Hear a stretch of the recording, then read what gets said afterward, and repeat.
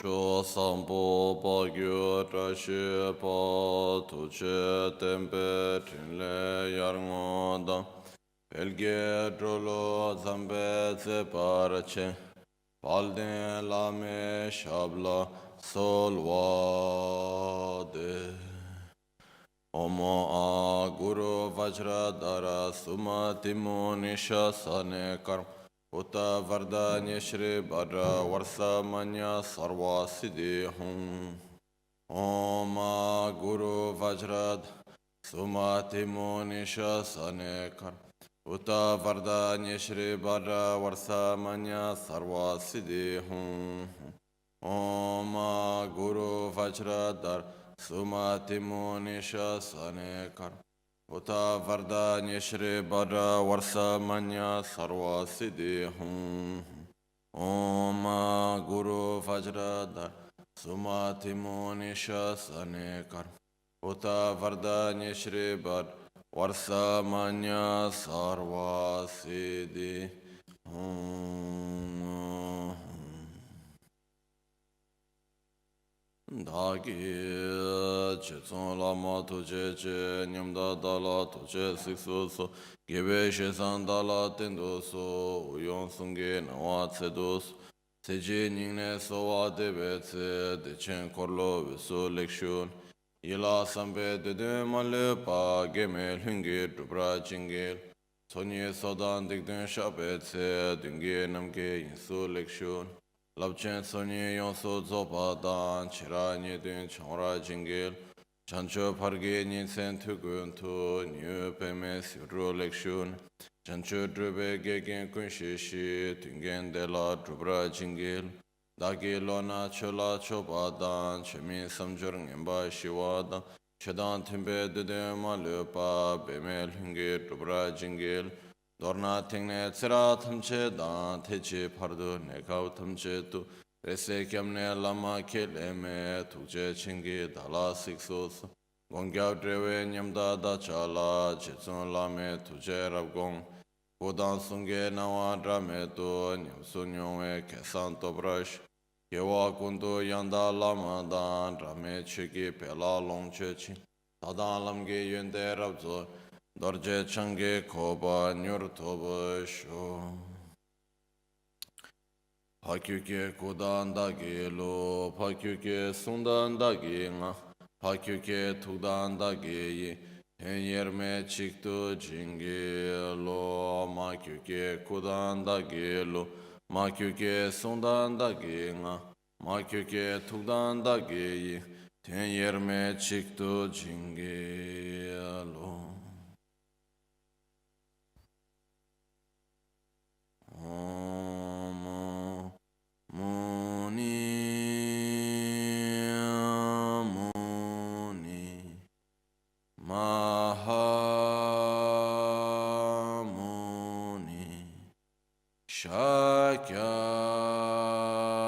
Muni Swaha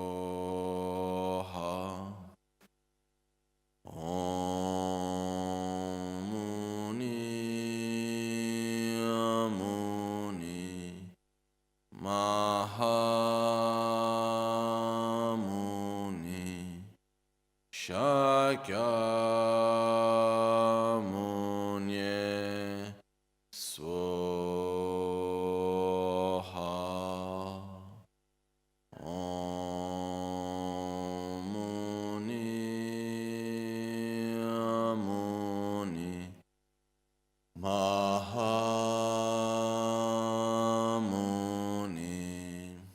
Shakya Munye Swaha.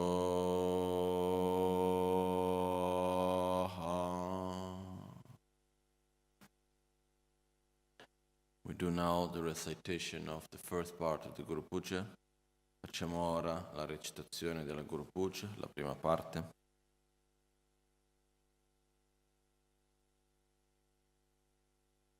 Verse number 1. Verso numero 1. Dece ngale rani lama la kande selve kule veseratso chochur trebe neche chin la pe taparam jamba she yundeng bebe keba pinsun sopara gyo rabkara gesen chimbe ngani le dadan kanya mage simche nam tengne chisi chenchu nimbe par lama kuncho sumla kyapsu dro namo guru bye namo buddhaya Namo Dharmaya, Namo Sanghaya, Namo Guru Bhye, Namo Buddhaya, Namo Dharmaya, Namo Sanghaya, Namo Guru Bhye, Namo Buddhaya, Namo Dharmaya, Namo Sanghaya, Namo Guru Bhye, Namo Buddhaya, Namo Dharmaya, Namo Sanghaya, Ma Simchen Kunge Tinge Chira Dani Lama Har Gyurne Simchen Tamche Lama Koban Chola Kobracha Ma Simchen Kunge Tinge Chir Dani Lama Har Gyurne Simchen Tamche Lama Lai Koban Ma Simchen Kunge Tinge Chir Dani Lama Har Gyurne Simchen Tamche Lama Koban chola kobra cha ma simchen tam chege tendo dage tsedi nila nyurwa demes lama lai kobang ando che ma simchen tam che dunga le dre de chen sangye ki sala kobra cha he chirto lam samo lama lai necho nyamsu langwara ge omo ahung omo ahung Owo yeshe la namba nan cho dan cho tse so so nambra chele wambo drugi cho yu tu de donge yeshe kebra chen kebes Pana nange kyun tamche yonsu kyabe china samwe chutin tamse chense samge mi kya pe kangwa ra kyu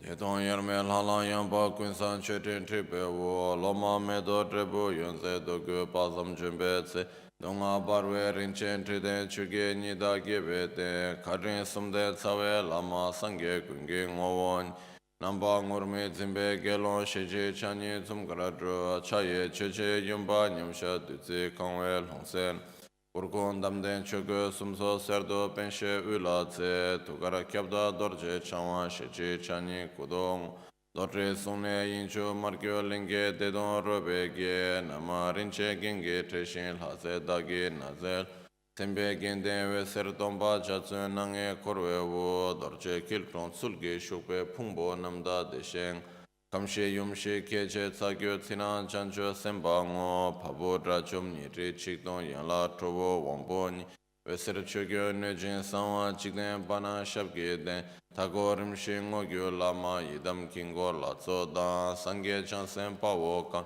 Tensung gyatso korne shu dedra gosum dorje sumse honge veser chagyo Ranshi nene yeshe pana chedra yerme tem para kyur Pimso dele chune tu sumge tsagyo lama yidam kuncho son Pawo kanro chogyo sunso Tuche wange dirshe tembra shu chuna ranshin ro kunre ya natso duche samba chishintu Chiryan charwe kense tinle chen kyabkun thamba korche sheksu sum Omo guru buddha bodhisattva dharma bala saparivar ehya hi tsa hom bam hom Yeshe pana tamse pada nisu me para kyurum Kange tuche dewa chimbo ye kusong goban chogyan keche la tsoze lama rinchen tabuku dorche chen shape mo cha tselo rabchan gyawa kunge yeshen Kande chiryan charwe tabge cho ngurme zimbe karge nero wa kyabgun dambe shabla cha tselo nyugun baja cheba chujun Pame yunde rinchen tsoge de pende malu jungwe goche Jetsun lame shabla cha tselo harche tumba sangye kunge ngo giri shidon tamcho jungwe Pazu kunge una lange wa rinche lama namla cha tselo tusum chochur shube lama Rinchen chosum chawe tamche la teche mebe tenyang gyatso che Shindu nyambe ludru cha tselo kyabkun jetsun lama korchel Natso chotin gyatso bilwa nye kule rinche weba nuyan le dache dutse chushi degi Dombo sima tenwa pele pa tsebe medo sadan parnank Tishin peki duba bindurye yarke ngombo trigi lalantri Nida Norbo Rab Karton Mezzo, Tonso Menseve Setse Garg, Gabo Senden Kurgon Trigope, Pechun Sochen Koryu Kunek, Roge Chuden Sacha Tuan Dal, Hadami Shase Lumbob, Natsoromo Chiran Daniele, Chunwe Danye Gyue Sasso, Zura Tiro Rikche Petsimpe, Chinan Duyol Hame Chokun Kya. Sa shi pe ki chu shi me to tra re rab ling shi ni de gen pa di sang shi Mikte ulvarki drokunam shinglan chopar sho chewatra gelin shelum proche rinchen dinda niwe rinchen so Unga gebe nöçü lami lonço dögü terçem dave simge pulçun şinge ço kyabkun tuce chen la ulvar ki yedam guru ratna mandral kam niryata yami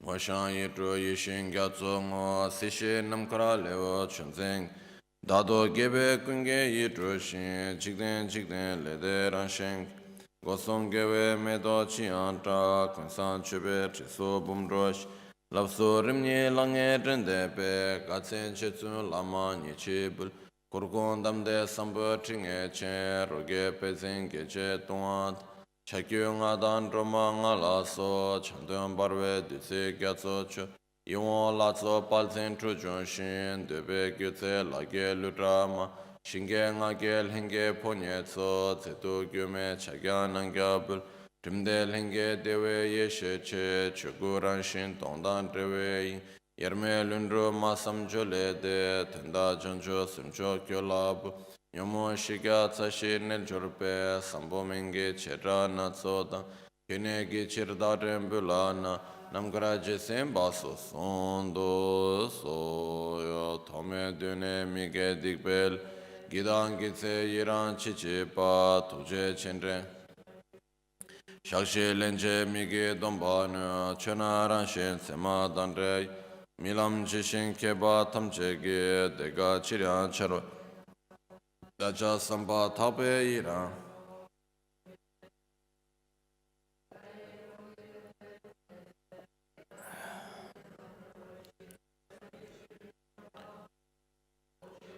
Keche minga yang sumcho wangke kyabo samato dacha meba jishe sete bar nyange mida tabra shukso so dedara trumbe namgara gewet kadren sumden chetsun lamai sera kunto drame chesenchi sumcho dorje changwa topchi orango Mime tsewe derje chenrezi drime gembe wambo chambelyan debu malo jomse songwe Kanche kebe tsugen Tsongkhapa Losang rabe shabla sowa de mime tsewe deje chenrezi drime gembe wambo jom debu malo jomse songwe da kanche kebe tsugen Tsongkhapa Losang rabe shabla sowa de mime tsewe deje chenrezi drime gembe Debu malo jomse songwe da kanche kebe tsugen Tsongkhapa Losang rabe shabla sowa de mime tsewe deje chenrezi drime gembe wambo chambelyan debu malo jomse songwe Kanche kebe tsugen Tsongkhapa Losang rabe shabla sowa de mime tsewe deje chenrezi drime gembe wambo chambelyan debu malo jomse songwe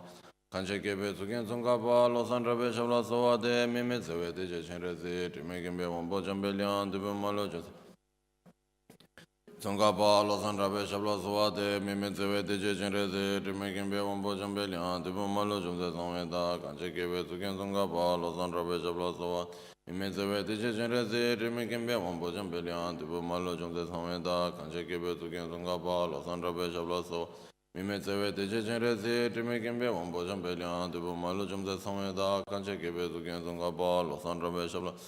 Mime tsewe te che chen re si, trime kimbe wampo champe liang, tibu malu chumse samwe da, kanche kebe tu ken Tsongkhapa, Losang rabe shabla sowa de. Mime tsewe te che chen re si, trime kimbe wampo champe liang, tibu malu chumse samwe da, kanche kebe tu ken Tsongkhapa, Losang rabe shabla sowa de. Mime tsewe te che chen re si, trime kimbe wampo champe liang, tibu malu chumse samwe da, kanche kebe tu ken Tsongkhapa, Losang rabe shabla sowa de. Mime tsewe te che chen re si, trime kimbe wampo Tibo malo chungde samwe da, kanche kebe tu ken Tsongkhapa, Losang rabe shabla sowa de. Mime tsewe te che chen re si, trime kimbe wampo champe liang, tibo malo chungde samwe da, kanche kebe tu ken Tsongkhapa, Losang rabe shabla sowa de. Mime tsewe te che chen re si, trime Tibo malo chungde samwe da, kanche kebe tu ken Tsongkhapa, Losang rabe shabla sowa de. Mime tsewe te che chen re si, trime kimbe wampo champe liang, tibo malo chungde samwe da, kanche kebe tu ken Tsongkhapa, Losang rabe shabla sowa de. Mime tsewe te che chen re si, trime kimbe wampo champe liang, tibo malo da, kanche kebe tu ken Tsongkhapa, Losang rabe shabla sowa de. Mime tsewe te che chen re si, trime kimbe wampo champe liang, tibo malo chungde samwe da, kanche kebe tu ken Tsongkhapa, Losang rabe shabla sowa de. Mime tsewe te che chen re si,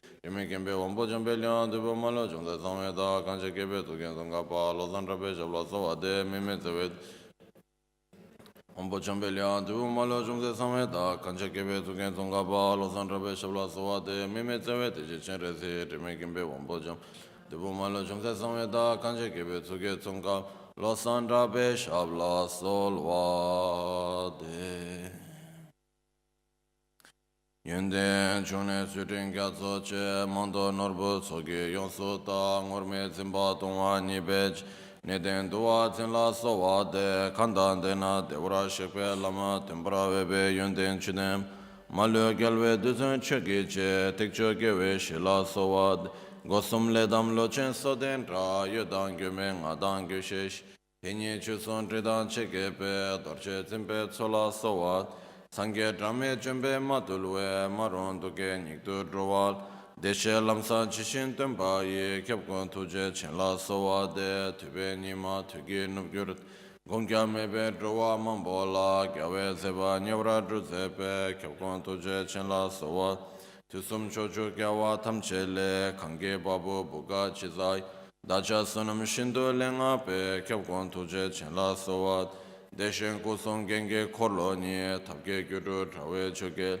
Tame tsuge drowa drensepe kyabgon tuje chenla sowa Kyoge pungang kechi yenla nam deshe ringa yabyon sembat Chowe wamboran shin chosumge dani lama chola sowa Kunge yeshe reba lechungwe kilkor korlo jewe danit Rige kyabda dorche zimbe tso sunchu tambo gunla sowa Chime lenge gawe reba da yerme tenyo kungya kungit Thoma tarre kunsan tundamge chanchu semgo kyola sowa de Kyeni lama kyeni yida kyeni kanra chogyante Tengne sonde chanchu pardo kyomi kyabshe mitso Didam pardo chime taryan toche chagyo sunso la Sishe jigro ngodro kunso tenge tozo pachos Kyunye lama kyunye yedang kyunye kanro chogyante Tengne sonde chanchu bardo kyomi kyabshe mitsowe Didang pardo chime taryan tuje chagyo sunsol Sishi jigru ngodru kunso tenge tozo pajo son Kyunye lama kyunye yedang kyunye kanro chogyante Tengne sonde chanchu bardo kyomi kyabshe mitsowe Didang bardo chime taryan tuje chagyo sunsol Tenge trozo pajo son kyunye lama kyunye yedan kyunye kanro chogyonte Tene sonde janjo bardo kyomi kashe mitsa Dida bardo chime taryan toche chagyo sonso la Sishe jigro ngodro kunso tenge trozo pajo son kyunye lama kyunye yedan kyunye kanro chogyonte Tene sonde janjo bardo kyomi kashe mitsa Idam bardo chime taryan tuje chagyo sunso la Tishi jidru ngodru kunso tenge trozo pajo son Tetra lenson sowa tabe tu lame kuson tuge nenamle Dutsi vese karma tinga son rimdan chikchara chungne danyi Neson rimdan chikcher timbale, tripshi thakchin namda wangshi top, kushi topchin lama nibash, geshin timbe jingi la parekyu.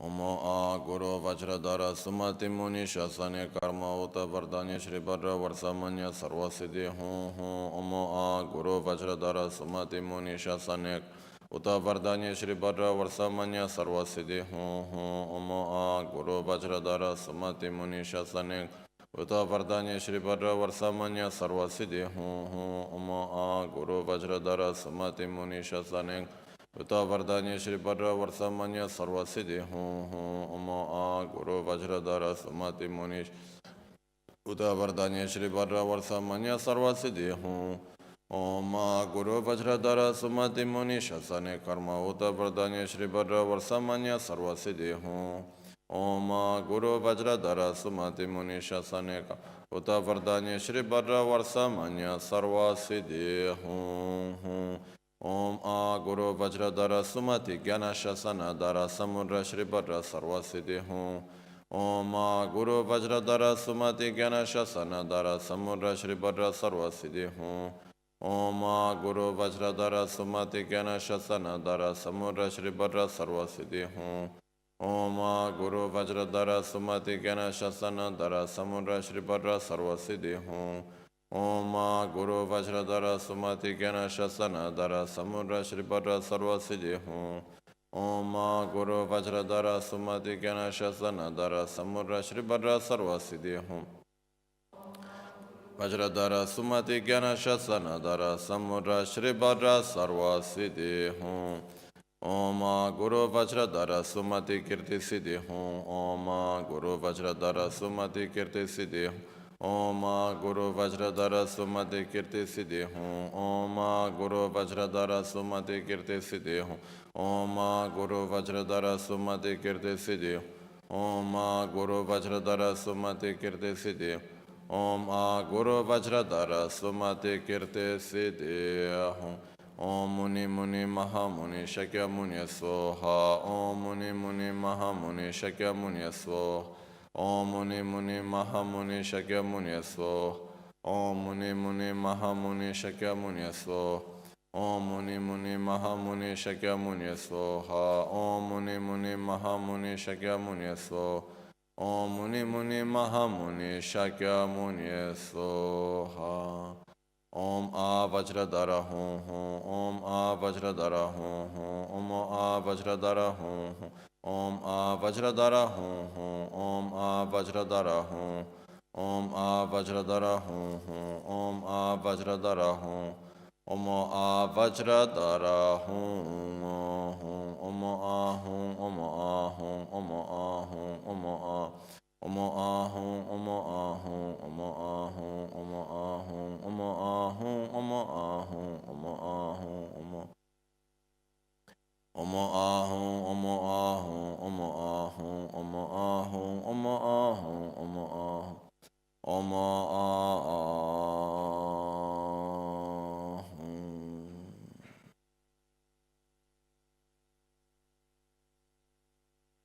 Verse 84, verso 84. Shincho tamba jitsun lama la chichin kyube sowa tabe tu dele tsawa gombo kyunyi ge geshin jitsun zimbra jing. Chodi nyega nyurdu jibe tsudo ne tome tsede chawe miye wara tende nimbo lembra jinge lo nge son dunge barwe mejin. Ningne kunjo sumla kemro shin digbong getso tada drupala tsumba lulen chebra Volon chato chu dunge sumge chesi mambe tse tame jiron sitso chimbole tardo shura kevra chingilo suga tsura drawe korwa di gawe tsiltar tongwe lopan lapson pape norge tsotson te tarpe gensen simbra chingil nyamda drowa digun dagi ma yayan chinge kyambe tsusan dupe pola tsewe ma shintu chumi ninje kevra chingil Dunge tramo tsamya mide chin, tela namya choshe me baran. Kebra yomi she shende kawa kebra jingel chone di mide dunga gebe gyurdone lelen de la kondo sunche de da zen denchen jombra jingel mana che son de la gebe lo taye yunden jungwe gordon Rova dida da ge dralan kyan sole chebra zimbra jingel Kona dan tubuan shende bashin zebai Kyunda yunden yewa tobe lo da she nyamje nubra jingel Kunge gu mana chesi yunden kungish Chebra jingel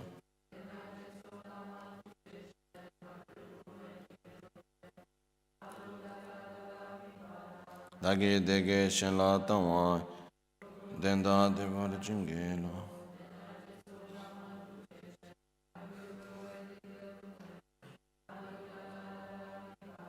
Dagi dege shen la tangwa Progun dedan dembra jingel Tuche che magyo drove dirib dungak Malwe tata dala mimpa dan Dagi dege shen la tangwa Dan dembra jingel Rebu yongante mide dunga chartar bab gyuro kyan Lenge rebu sebe gyurdone Kenge lamdo longra jingel Dona Nawa chisharyan chugu nimbo tomge nyamlengi Chanchu semni pewe lam gyurute Ide bashi gombra jingelo jorwa shidan Tembe tabkegi Tela kanto gomla jorwa dan Locho tamse labche nyamlengi Leche tenchen chombra jingelo tongle lola kyumbe chumde chen chamda ninche lhabe sambai dona sitso chile drove chire chancho semni chongra jingel Tusong gyawa kunge droche la namda gyase domba gyudam shi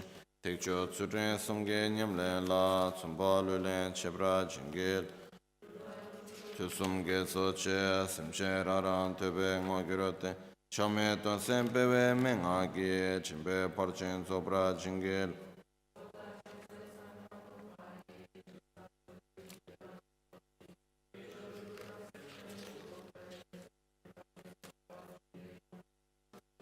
Malo trugurute shishin sandro dikshin sokche kya Midru nolen pemba druje pe sepe parchen sobra jingel Simche rere chirya narme pe mena keba gyatso nego kya Inche migyo jancho chotson pe tsundru parchen sobra jingel Me kyompa ne chogu dembe tombe ne lo la tseche nyambra chobe tinzing Samden parchen sobra jingel Sosor tobe shiragi trambe shinchan dechen danrewa Henda nyamsha namke ne chogi shira parchen sobra jingel Milan dan dawe tsonan da so chishin to nayan tempra mebe tsudon Gyume tinsen sobra jingel Hashin tuza meba dan gyure tenre luwa mebani Roso charwa ye ludro gondo tobra jingel E tepenge tinle gyude gyazo jigete Ngodro tsawa tamse dombana sole chebra tsimbra jingel Gyalwe kusontu gyurwe rimba tambo nechoge tame nashi trima kunchante kanal hagur charwa jingil Ninge dabke dudi vidatu gungyo shazen kaba lechon Vese gyulo sundu chupe lan sedi ngundu gyurwa jingil Chiwe tuche na tsenda tsangya lame powa nye Tomga yandan charwe damga ge tape shindu drobra jingil Dona keshin kewa tamche to gombo kyoge rame che son Kuson tuge sanwa kunzimpe sege tuwar gyurwa jingelo Gongyo kandu ngombra sange pe korge tomani tu tagyurate Nekaw tartu gundu malupa Bemel hungi drube trashi atso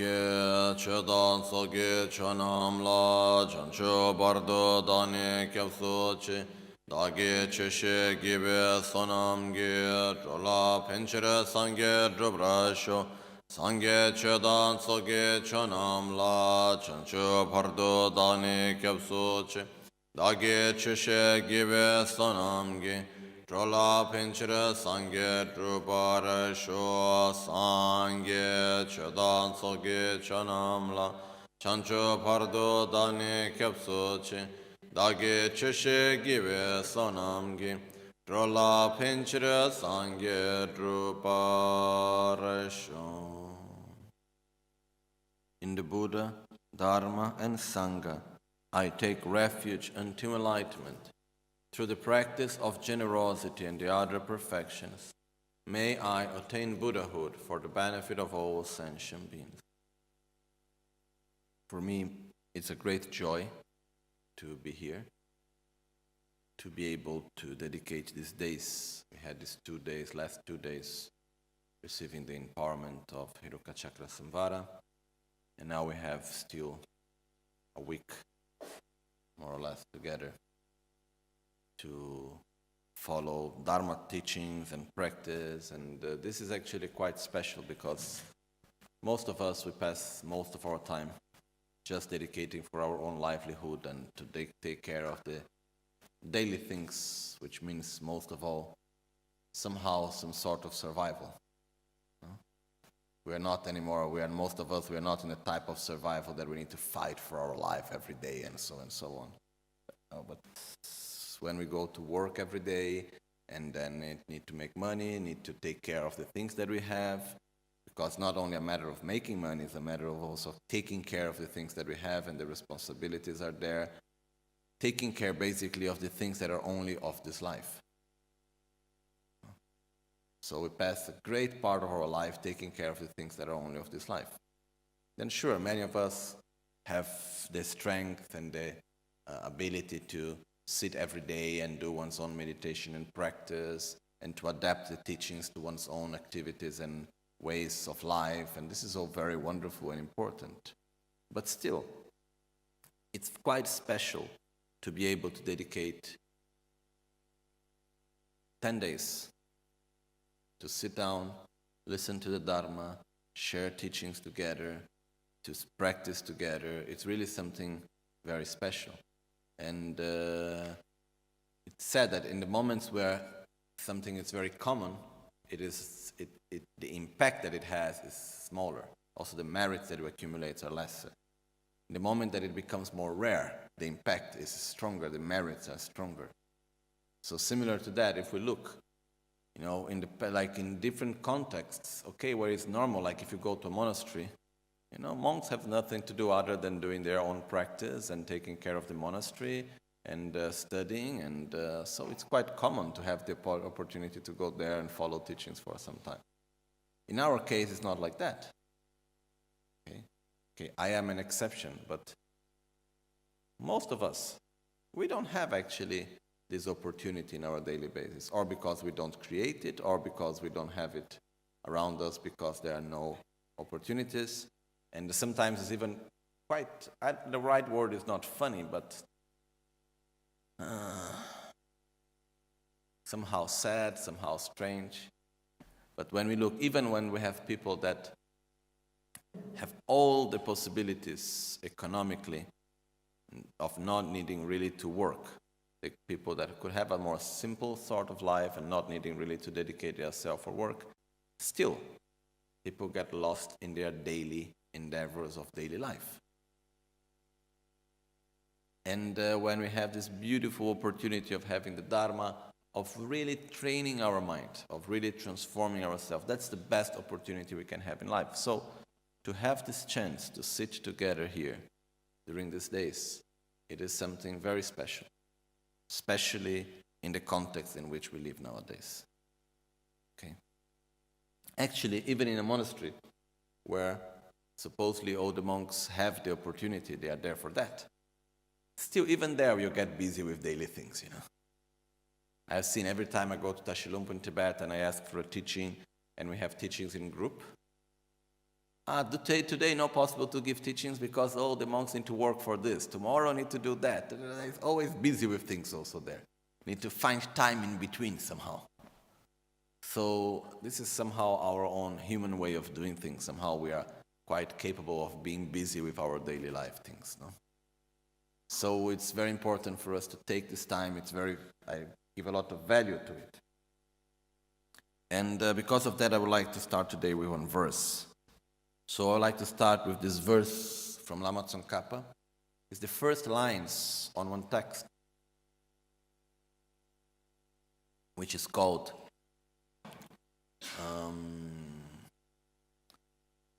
Rimnga Saldron, which is the 5 stages, the lamp on the 5 stages on the completion stage of Guya Samaja.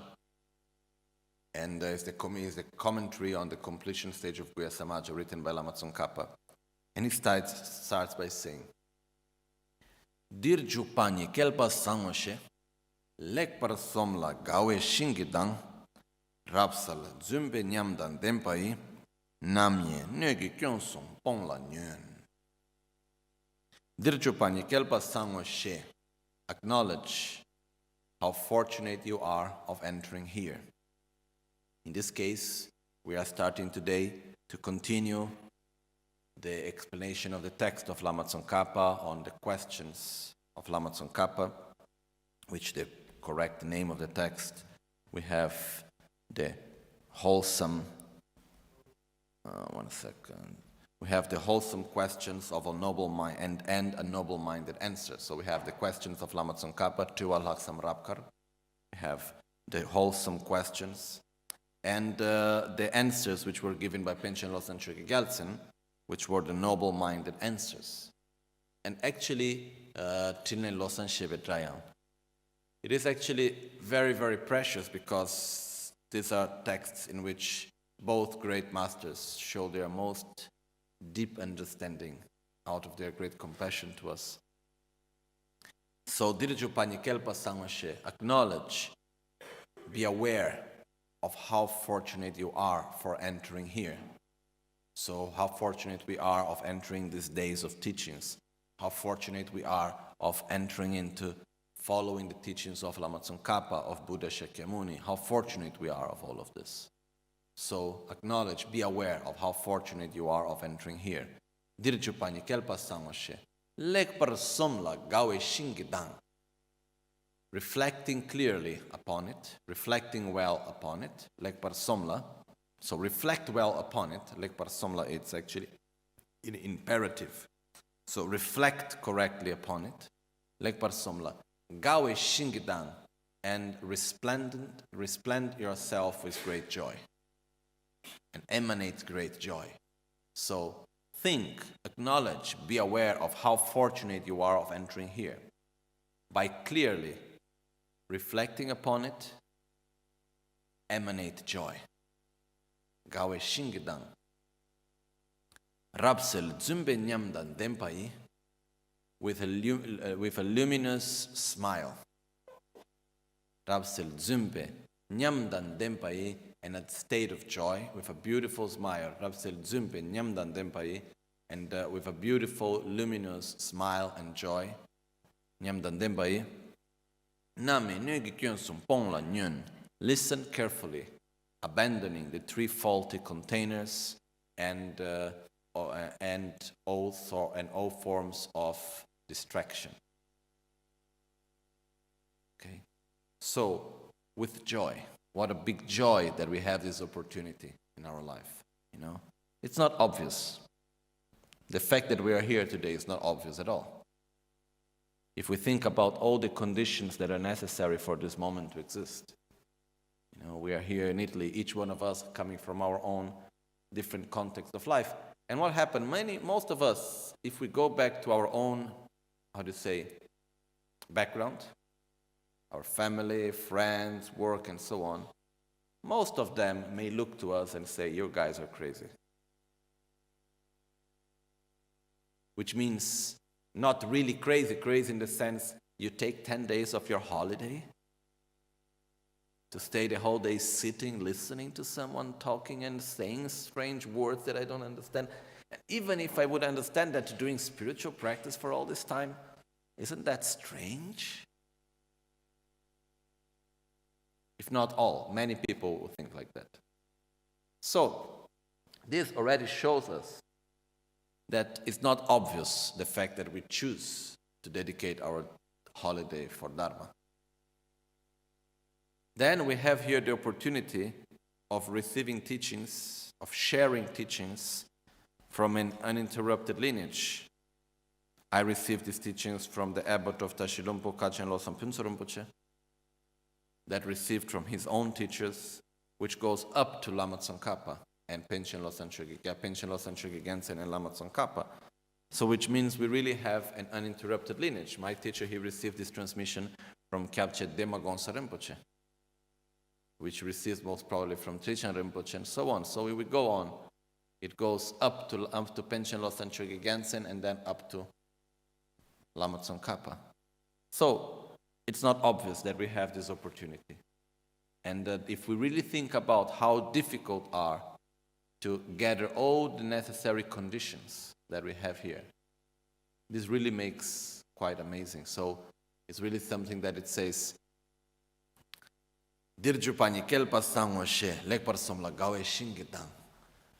please think about how fortunate we are of entering here. And by thinking well of it, we should illuminate ourselves with joy and with a beautiful, luminous smile. Listen, abandoning all distractions and the three faulty containers. The three faulty containers is when the container is upside down, so water cannot come in. And that's, for example, when we are falling asleep. When we fall asleep, or when we are thinking completely about something else. We are not present. Physically we are present, but mentally we are not present. The second faulty container is the container that is dirty. You have poison inside. This is when we go to listen to Dharma teachings and with our mind being poisoned by anger, jealousy, envy, fear, and any other strong mental defilement. So it doesn't matter whatever we listen, we are going to pollute it with our own projection based on our strong mental defilement.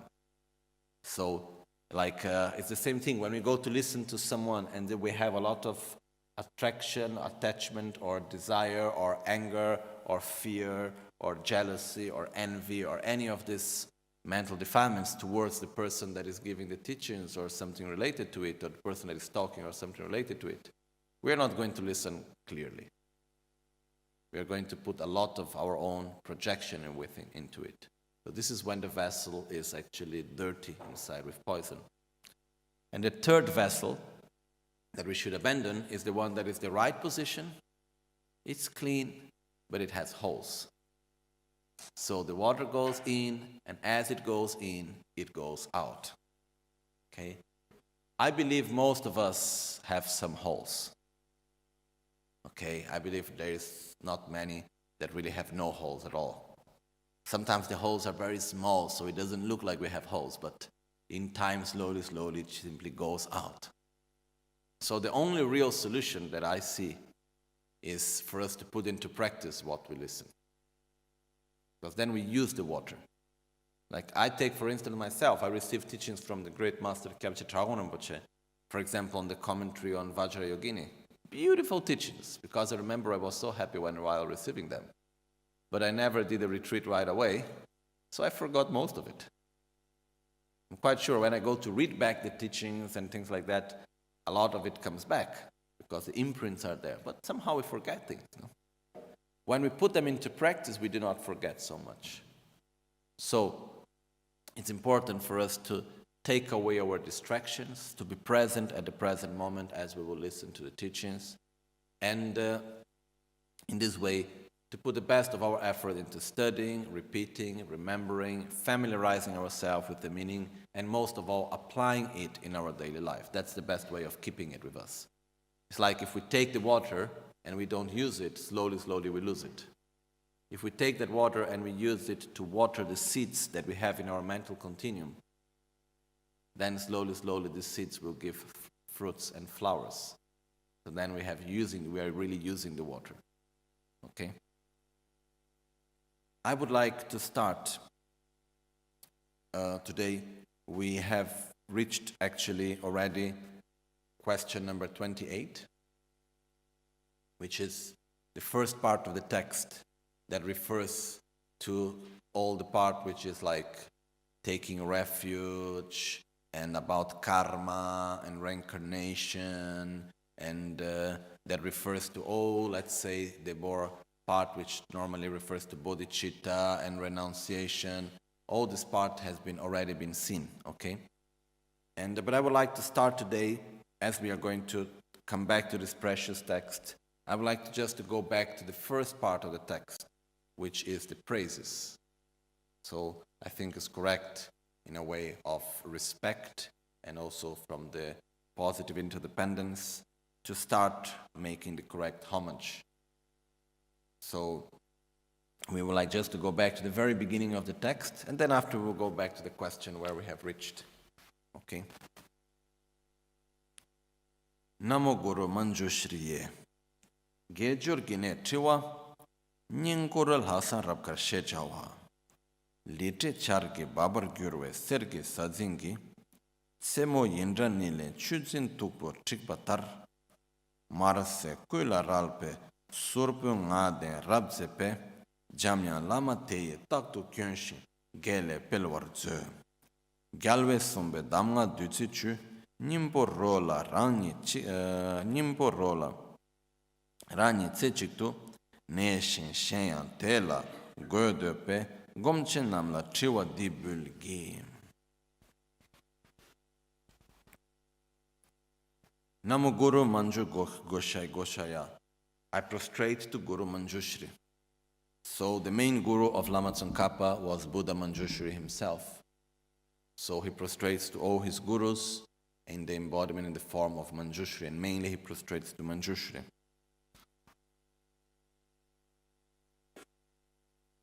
The topic here is called an exhortation to hear very wholesome questions regarding certain points on virtuous practice. Gejur Ginege Chiwa Nyinkur Laksam Rabkar. When it says here with wholesome questions, very wholesome questions, it means Laksam Rabkar. I make these questions with really good intention. Laksam in Tibetan, it means like when we have really good intention, with pure intention.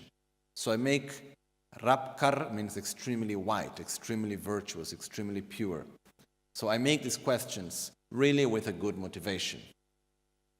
Lama Tsongkhapa bringing to us says, regarding certain points of virtuous practice, Gejur Gine, points here, it means like essential points of the practice. So with a pure motivation, I make questions on the essential points on the path to enlightenment. This is what the text is going to talk about. And it's a very special text in a way, because even some scholars later said that this text was not written by Lama Tsongkhapa. But like Panchen, Losang, Chokyi, Gyaltsen, he gave the answer, which means he believed it was written by Lama Tsongkhapa. But because normally Lama Tsongkhapa had a way of writing that is very academic somehow, very high level writing. But here he writes in a very simple way. I believe that's because he wrote this text to be available to everyone. So the text is written in a very simple way. The language in Tibetan is quite direct, spoken language. In Tibetan, you have a very clear difference between the written language and the spoken language. And all the texts of Lama Tsongkhapa, they are excellent in the way of writing. But in this text, Lama Tsongkhapa writes very beautifully, but still in a very more spoken way, and not in the very formal written way. But so the first line, Lama Tsongkhapa praises Manjushri, and he says, just as the peak of the golden mountain saturated by the rain of vermilion, where a dense cloud of sapphire billows, your orange holy body with the 5 knots of hair is most beautiful. You, Guru Manjushri, please always guard me and increase virtues and goodness. Then in the next verse, Lama Tsongkhapa, he refers to the intention of this text, and he says, the great meditators who abide single-pointedly on the pitch or the essential state of the nectar-like instructions given by the victors, and who want also to place others there, I present the following questions. So to whom am I making these questions? To the great meditators that follow the words of Buddha. To all of you that are really intending deeply to practice the Dharma. To all of you who really have the intention to follow the teachings of Buddha correctly and to put them into practice. The meditators means those that really want to practice Buddha's teachings correctly. Those that really want to meditate correctly on it. To you I make these questions. So to whom is this text directed? To the actual meditators, the actual practitioners of Dharma. And so Lama Tsongkhapa continues and he says, Gyalwe chitar songda tumbele teba namla kechi talmetu gosum gobe goene chagepe selwa nyurtu dala tsadu sol mide panam dala trado dang sem mitsal semla chegyugum tadun tulme lekpa matsal na rangshen tamche lune tungnyen dao. Dagi triwa shuwa dinamni ranke de dang shen maab de dang shen maab de dang nyekur dang chakdo gi kune lawa ma ingi chitana jamyangi truba sapengi rikter sumba takto tsumbe tinzin drupkyang sangye gebe lamle gul Niktu kewo chokshe chenam lekpar somla keba ten shedans don son rabia sosu yang mangda sundukpadang shenya gyabo nijar du tagom che sumla norwa ta yeba shik dukchin tei nangne kyang tongni tagom norna pung drowar ludrup gi sonte umatsawar tongba nila tanyena sherab chungna pungwar gyur perna trula sonye dang ringa lokpar druba shin shedans shinya gyabo keba tume songles tambor gomgyo rang manorwa nyeba shindu ka sheso tayeba shik tongshins tetana tse tongse la drowe gomla rang ya ningruke shenyang goba namla kowe tsewe kune langten Nyingu tu shuwe triwadini didaro. So Lama Tsongkhapa, in verses, he first says, I'm making this question to the actual practitioners of dharmas, those that want deeply to meditate on it. And he continues saying, to those whose answers are correct, according to exactly what the victor said, I venerate them with all my three doors. So I prostrate with body, speech, and mind. I honor and I venerate all of them, to whom all of those that will be able to answer correctly, according to Buddha's teachings, the questions I have here to put. To all of you, I have deep respect. It doesn't matter what is your tradition, what is your lineage. It doesn't matter this aspect. The fact is that if you know how to answer these questions correctly, it means you are following correctly the path of Buddha. So I have deep respect to you, and to you I prostrate with body, speech, and mind. Without separating myself from them even from an instant. I don't want to separate myself from those that know how to answer correctly, even for an instant. Always being separately from them, always paying respect to them.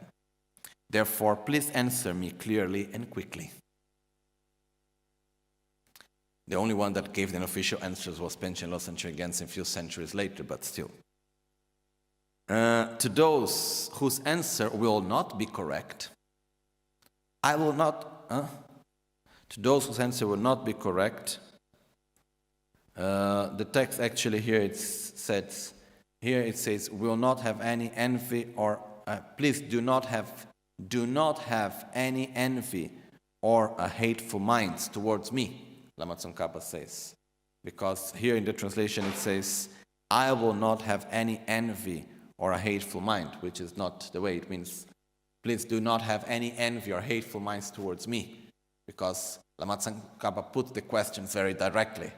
So if you feel uncomfortable because you are not able to answer it correctly, so put you in a not comfortable state, please do not have any state of envy or anger towards me. Rather, it will be an analytical meditation for my mind, for your mind in this way. No, because in Tibetan, let me just go back to the text once again.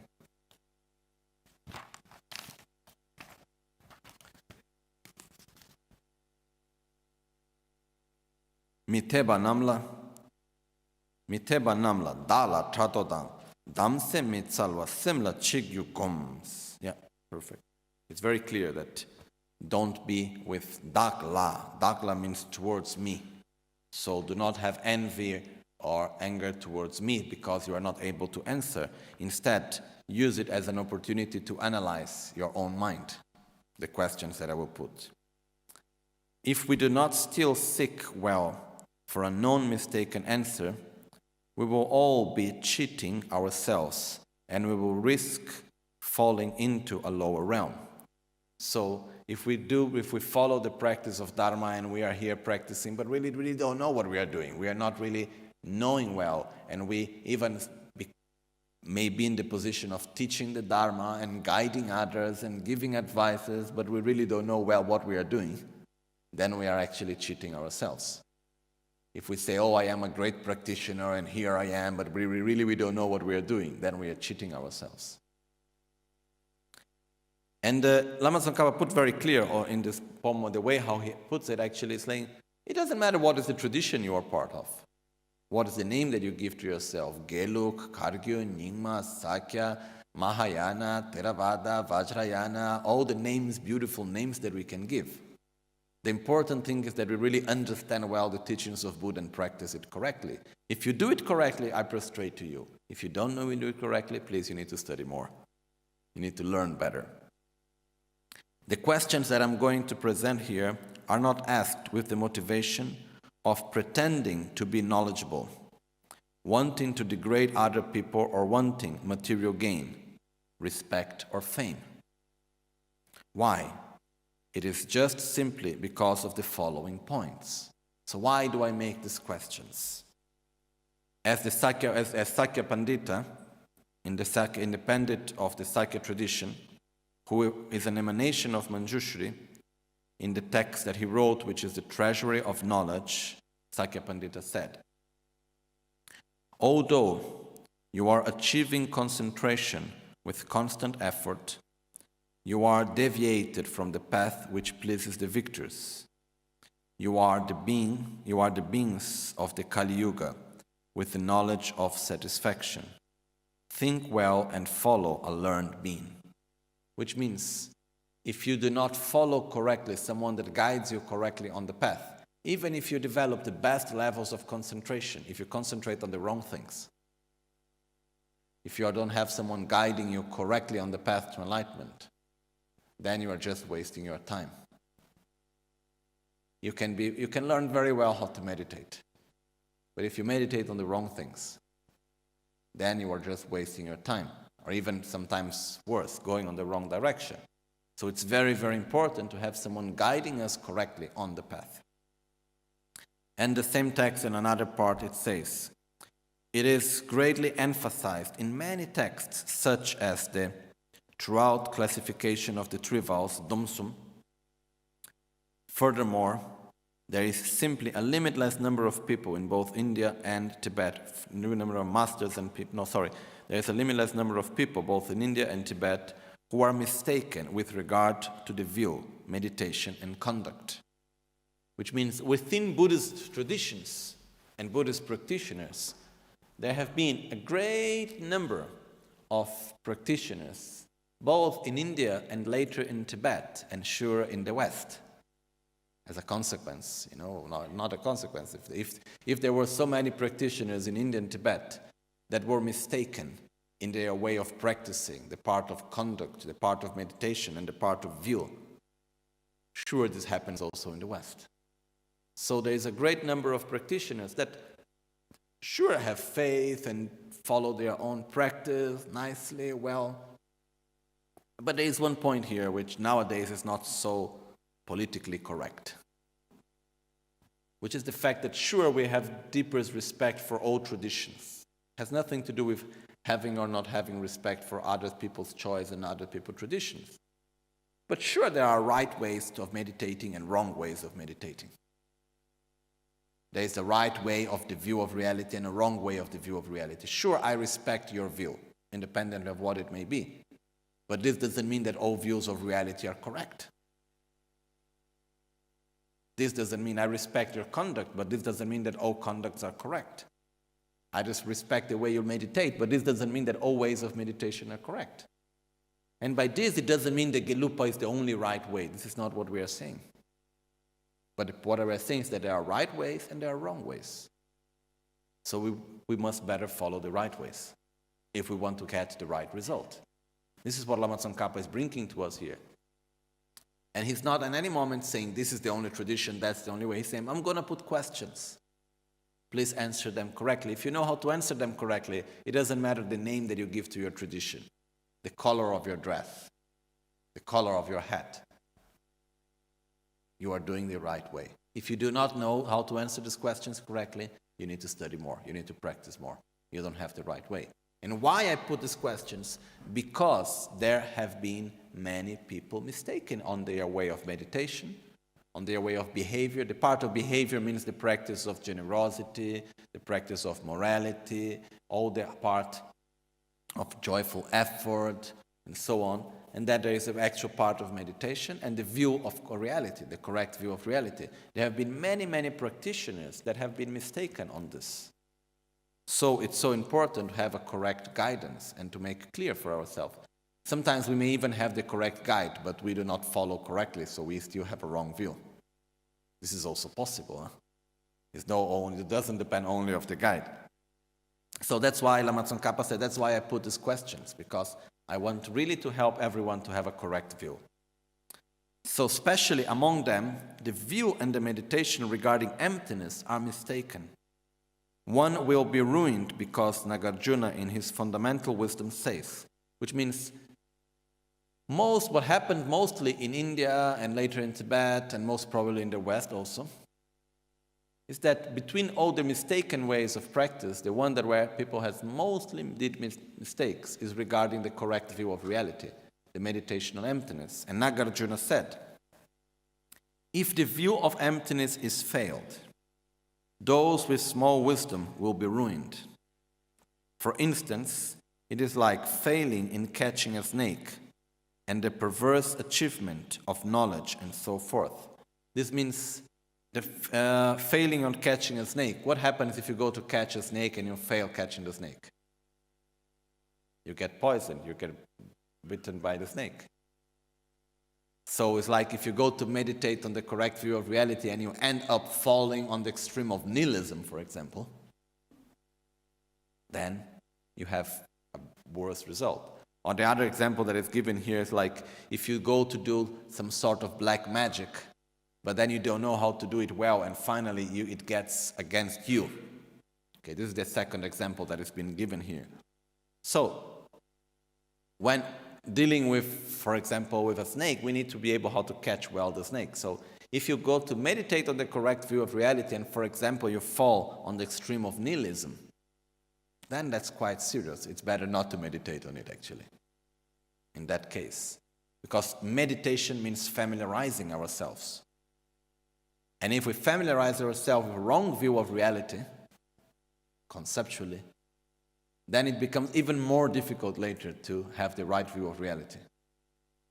So it's so important to be guided correctly. And it's not obvious. It's not something so simple. It's not something so obvious. As Lama Tsongkhapa was saying here to us, so many have been mistakes in the past about that. That's why he wants to make it clear.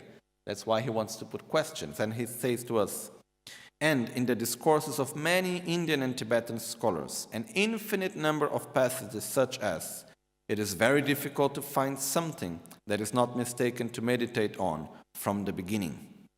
Which means it's not easy, it's not obvious to have a correct guidance on our path since the beginning. And it's even more difficult to have a correct understanding since the beginning.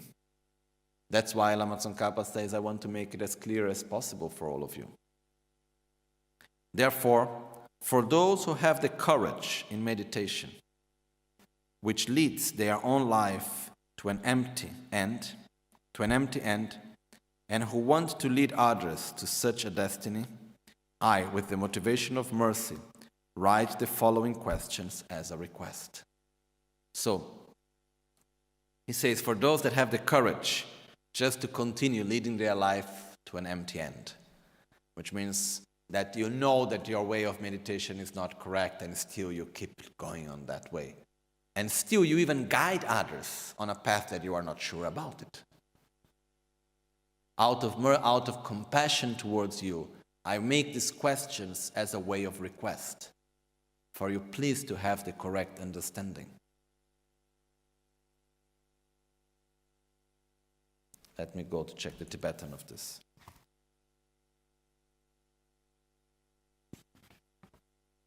No.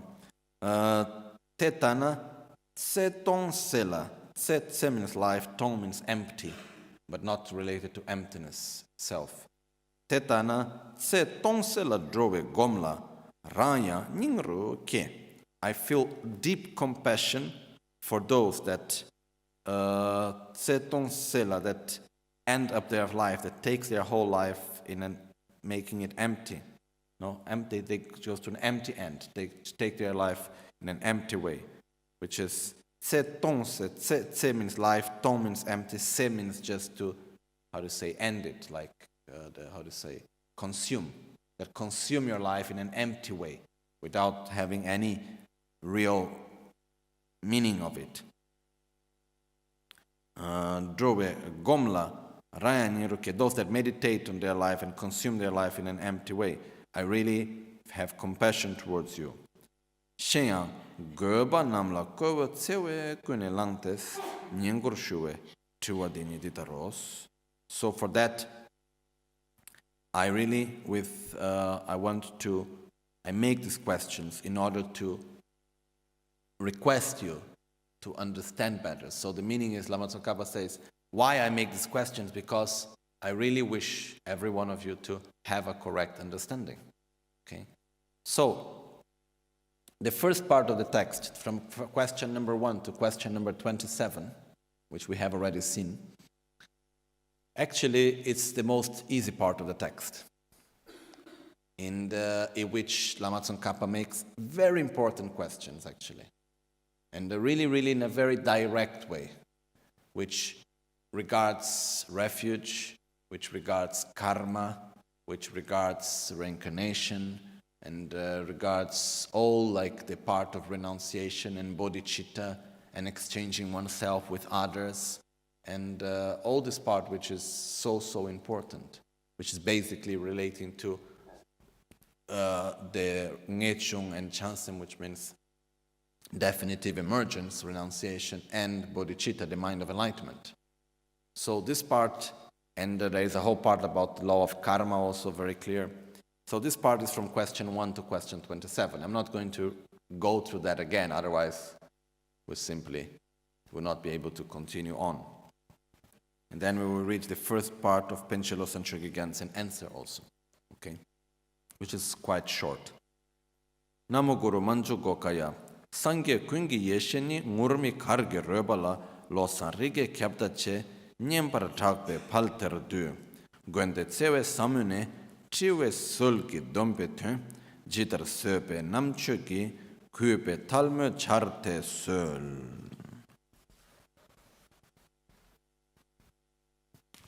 So Panchen Losang Gyaltsen, in the text in which he gives the answers, he starts by saying, I prostrate to Guru Manjushri. You, who displayed exalted wisdom of all the Buddhas, by way of saffron color and dance, are pleasantly known as the pervasive Lord of the 100 lineages of the noble mind. To you, the glorious one, I bow down, which means praise to Lama Tsongkhapa. And then you, Lord, with mercy, with compassion, exhorted us to answer your indirect questions regarding profound points. And I answer whatever my mind intelligence can bear, with my two palms jointed respectfully at my heart. So, Panchen Losang again to say, you have requested us to answer your questions. And so I will answer according to my own ability, with deep respect, jointing my hands at my heart. Okay?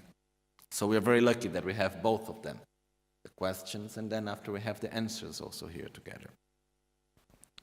And as you may know, this text has been translated by a request I did to Lotsawa Sherab, that did a lot of works of translation for us. So it was a request. This text has been specially translated for us after I received these teachings in Tibet. Okay, so we're still actually correcting the translation itself as we go along through the teachings. Okay. So we will start now from question number 28. And if you can, please, it will be good for everyone to have some time to read the first questions also. And all the explanations that we gave last time about them, we have all them recording and available also on YouTube, so everyone can actually listen to them again and go through all the questions. So it's possible. So we are not going to go back to question number 1. We are going to go directly to question number 28, which is where we have stopped last time. Okay? So otherwise, if we go back to question number 1, then we will never end. All the time we have the opportunity to share a little bit of the text, we will always go back to question number 1. And then we'll go up to one point, we'll just stay going around, which is okay in a way, because, we could stay years from question 1 to 27. That's no problem at all. If we are able really to deeply understand and practice from question 1 to 27, that's already wonderful. Anyhow, from question 1 to 27, it refers to the part of conduct. As we have seen, Lama Tsongkhapa said that many practitioners did mistakes regarding conduct, meditation, and view. Okay? So his teachings, this text of the questions, is divided into 3 parts. The part of conduct, the part of meditation, and the part of the correct view of reality. So the part of conduct goes from question 1 to question 27. Now we start a part of meditation in question 28. Okay? So let's go through it.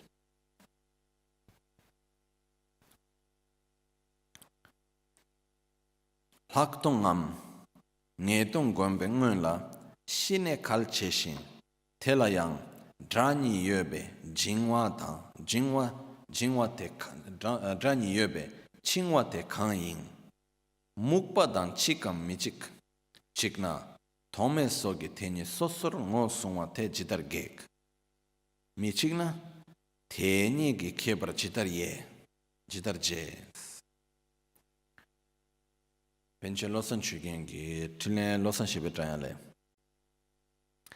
Tani tagum letsampe tiwe tongmar dikeche chingmok nibo chikamshe michi kebar kangi je nyambar shaktu chingwani chara ketsul chitar on dini miki nyembo kang shesun lentu didar sols chingmok nibo tatete tokme shabki nyento sar teni sosor sung chirdang gomrin lekyang mukpayi chingwa kebar sungbadang chingpa tangsel tsam yökyangs ngarme mikpa hlöbayi lungma tenam gewani chiryang rungwe shebaying mukpa lüsem rabchi shin leso mirung parchepa timu charto migewa dribla lungma tentu sung. Okay. So question number 28.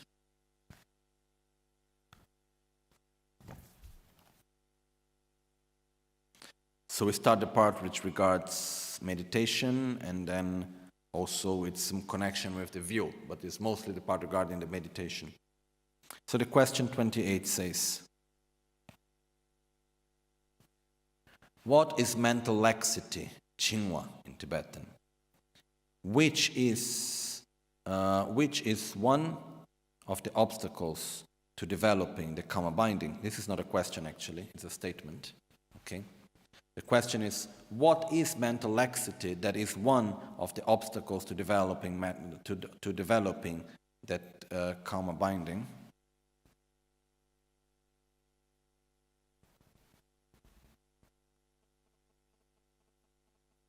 One second.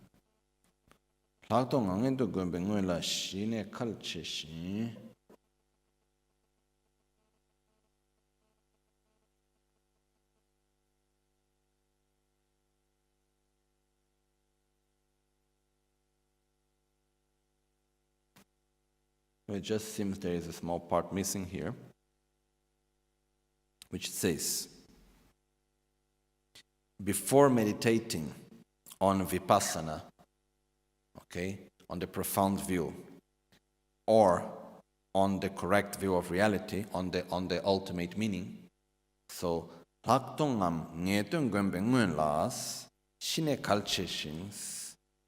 the karma binding, it's very important. So Lama Tsongkhapa first says, before meditating on profound view or the meditation on the actual meaning, on the ultimate meaning,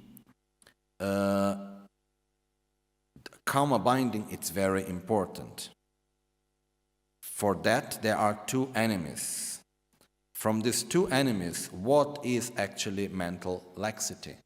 What is mental dullness? Okay? So, some little part here in the translation got lost somewhere. So it says, okay. So, which is one of the obstacles? Okay, basically here it says, before meditating on profound view or the meditation on the actual meaning, which means meditating on emptiness, developing karma binding, it's very important. That karma binding, which has two obstacles, from which, what is mental laxity? Is mental dullness the same or is it different? So mental laxity and mental dullness, is it the same or is it different? In Tibetan we have chingwa and mukpa. We are going to go to that after. If it were the same, how would you refute the fact that Arya Asanga and so forth identify them both individually? If they were not the same, how would you differentiate the two of them? Okay, this part here is correct. Just in the beginning, some little part missing. So the main thing here, starting by meditation, now Tsongkhapa question is, okay, before you actually talk about vipassana, about profound view, about meditating on the correct view of reality, first thing that you need to develop is karma binding. And karma binding has two main obstacles. One of these main obstacles is mental laxity, or chingwa in Tibetan. So what is such mental laxity? Is it the same or is it different than mental dullness, mukpa? If they are the same, how come Asanga said they are different? If they are not the same, what is the difference between them? And then we have the answer by Panchen, Losang, Gyaltsen. And it says, the beginning of your questions regarding the will and meditation are the following. Are mental laxity and mental dullness the same or different? What makes it that they are not the same?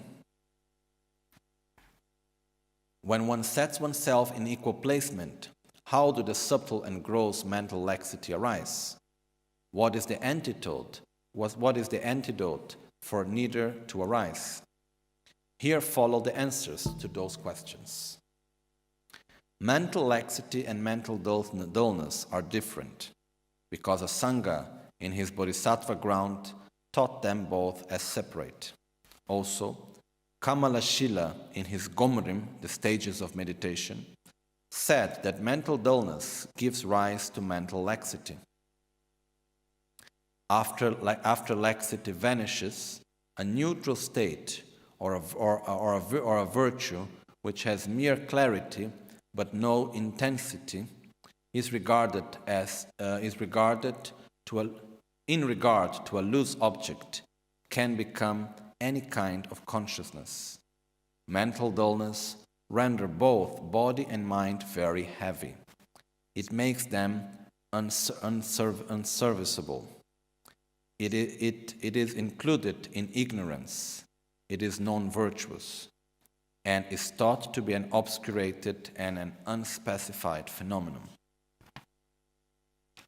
Okay? So, first of all, what is the main point here? First thing, before we talk about developing profound view, vipassana, or meditating on emptiness, first thing that we need to develop is shamatha, calm abiding. What is the main difference between the two? The definition that is given is as follows. Calm abiding is the ability to concentrate our mind single-pointed without having any sort of mental laxity or mental dullness, and without having any sort of mental distraction. The two main obstacles for concentration or meditative concentration is mental laxity or mental dullness also, and the second one, so it's mental. Here we use the word laxity, and the other one is Goba, which is mental agitation. Okay, so these are the two main obstacles. So once we are able to sit and to observe, we don't need to be seated by force, but normally people do this by sitting. When we are able to observe one object without any sort of distraction, without the mind going anywhere else, and with total clarity of the object of meditation, and by this state, it brings a state of pleasure. By such familiarization with this state, it brings a state of pleasure both to the body and to the mind. Then we have reached the state of calm abiding. In the beginning, when we sit down, is it pleasurable? No. You sit to meditate, you stay there without moving. At a certain point, you may start getting pain here and there, and the need to move and to do something. You are not yet familiarized, you are not yet trained within the meditation itself physically. The first level is that when you sit to meditate well, the first level of familiarity will be through the body. There is a point in which by sitting and not moving within the state of meditation, there is a moment in which we reach a state in which we call Lügi Xinjiang in Tibetan, which means the complete training of the body, which means we get pleasure of the body by sitting. So in the beginning, it's difficult. Then after, when we get the first level of realization, it means when we sit down and there is a state of pleasure in the body itself by sitting down and meditating.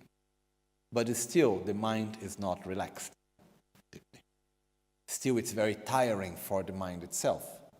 It's not something easy, because our mind is used to go around to all directions and to have many objects of perception, or just to stay in a neutral sort of in the middle of fog. We are not used to have clarity of an object and simply remain in it with clarity and relax within that state. We are not used to do that. So, in the beginning it's difficult, it's tiring. When we are able to have both, we train ourselves physically and mentally in staying single-pointed, focused in one object. And by that state, it brings a state of pleasure both to the body and to the mind. This is the moment in which we reach the state of calm abiding, shine. Shi means peaceful, calm. Ne means to remain. So remain peaceful is the ability to remain peacefully and joyfully in one object of meditation. Okay? So it's possible to develop karma binding regarding basically any object of meditation. It can be regarding a single black dot in the wall. It can be regarding the mind of the correct view of reality, the highest one. It can be regarding any object, actually. But karma binding is the ability to make our mind simply to be single-pointed on one object, and by that state of being single-pointed, it brings, we call Lügi Shinjan and Simgi Shinjan in Tibetan, which means the state of training, body and mind, which means we develop Lügi Shinjan Latene Dewa Kyebarchen. We develop a special state of joy, of pleasure, that comes physically and mentally from the meditative state itself. So this is when we develop the actual state of karma binding. To develop this state, there are two main obstructions, two main interferences, which is normally what we call mental distraction, Goba, and Chingwa. Chingwa is here translated as mental laxity. Then there is a still even more gross level of Chingwa, which is called Mukpa, okay, which here is translated as mental dullness, okay. So the point that Lama Tsongkhapa brings is, what's the difference between these two? Okay, between Chingwa and Mukpa. Because this is a very important point, because it happens, the first obstacle to meditation, to karma binding, okay, the first real obstacle with which most of us are, is we don't know the reason why we need to meditate very often. So this is already much before. But when we understand the reason to meditate, and we really want to meditate, and we sit down to meditate, the first obstacle is mental agitation. But this is more rough, it's more easy to grasp at it. Okay? It's quite easy to understand when our mind is in agitation, at least just soon after we are able to see it, at least. I am meditating on the impermanence of phenomena, and suddenly I'm thinking about lunch. Okay? This means what? I got lost within my own distraction. Okay? So this is mental agitation. If the fact, like, the example that is given for mental agitation is like a monkey on a branch of a tree. If you look to the monkey in the branch of a tree, is the monkey ever staying on one branch of the tree, or he's jumping from one to the other all the time? He's always jumping. Similar to that is like our monkey-like mind that is jumping. In the text, in the painting of karma binding, which Trishan Rinpoche did, there is the monkey representing the distracted mind. So it's the monkey-like mind, the mind that is jumping from one thing to the other, is never able just to settle in one. This part is more easy to understand and to recognize. But when we enter into the part of mental laxity or mental dullness, it is more difficult to understand the difference between. And it's possible, and many great masters said, there were many meditators that they stay meditating for a long time, actually in the state of mental laxity or even dullness. Okay, and this is quite dangerous. So that's why I believe Lama Tsongkhapa gives emphasis right away on that point. Because the point of mental agitation, okay, we know about mental agitation, it's more easy, no? And how to abandon mental agitation. Most of us, we have the first problem of mental agitation. We are not even in the point of understanding the difference between laxity and mental dullness, because we don't even give much space for mental laxity and mental dullness. We just be completely taken by mental agitation, most of us. Okay? Why? As it says in the Bodhisattva Charyavatara, in the 8th chapter, in order for us to develop good concentration, the first thing that we need to do is to abandon strong attachment, strong desire, and strong aversion. Because what happens is that where does our mind of distraction goes? I sit to meditate, and where our mind goes, overall? To the objects of desire, the objects of attachment, the objects of aversion.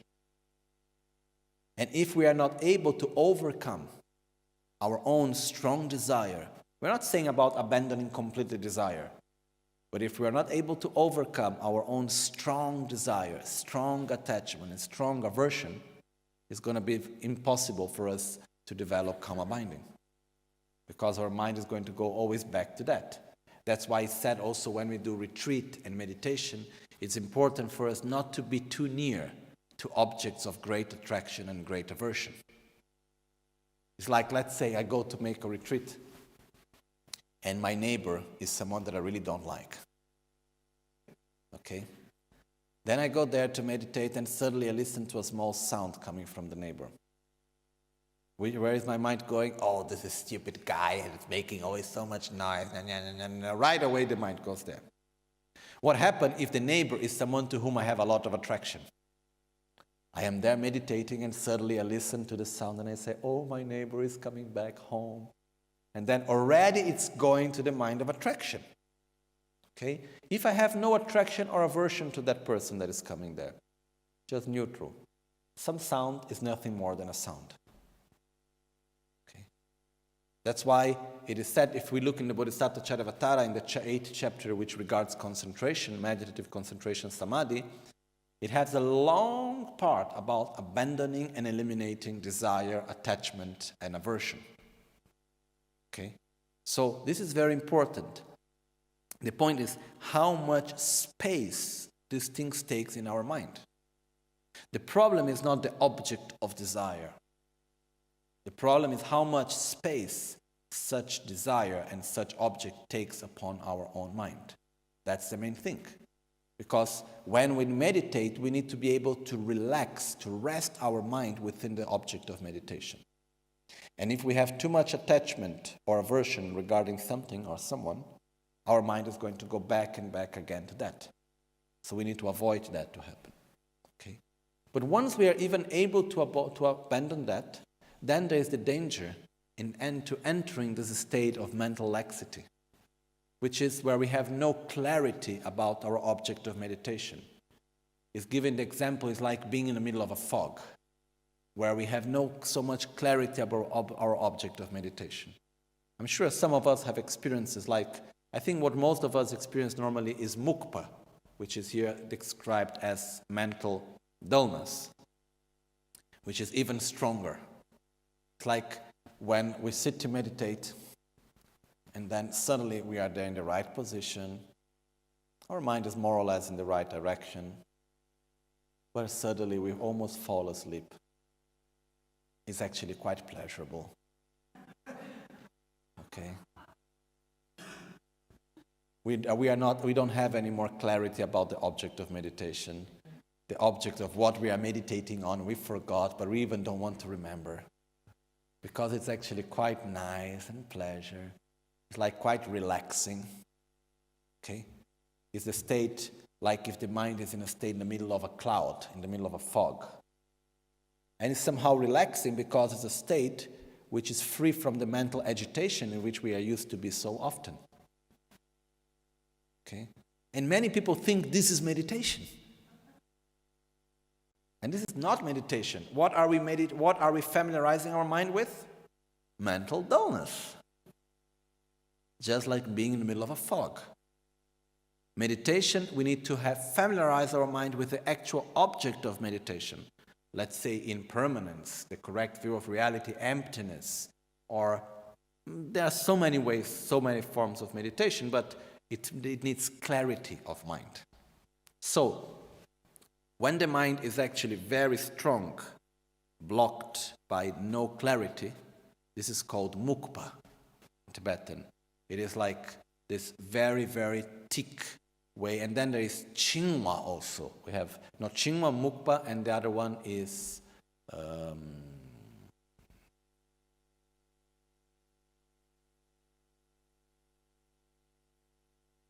it end up in the other one, which is like, I forgot the name in Tibetan, but it's referring more almost to sleep, which is ni in Tibetan, but it's like, there's a point where we can actually fall asleep.